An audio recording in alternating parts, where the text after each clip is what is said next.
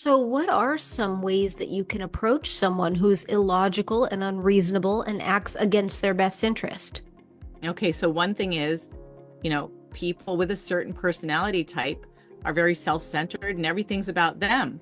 So instead of negotiating and saying, this is what I think we should do for our children. First of all, when you say this is what I think or anything I want, that's already the signal that they will not do it or do the opposite. So you cannot express an opinion because someone like that feels like you're controlling them. Why do you think you're smarter than me? Why do you think you're the parents that's the authority? So there have to be ways where you make it feel like they're winning or they're leading the process. Like, what do you think? And many of our clients, and it's so predictable, many of our clients are accused of parental alienation when the other side doesn't get their way because they're not accountable for their own behavior. And when the relationships disintegrate with their children, of course, they want to blame someone.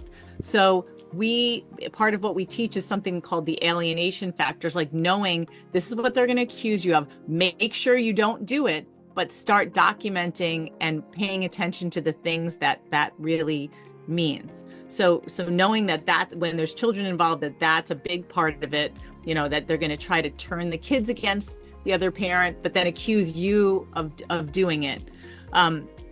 So watching for that, but also in terms of negotiating, everything is always about them. So if you can continue to negotiate from a perspective of like, how can I make that person feel like it's in their best interest to do something, and use language and keep my mouth shut. And you think about like that yin and yang, like when they're pushing, you don't push back really hard. You want to keep them at the table and keep them out of court. You kind of bend a little, or at least you act like you're bending.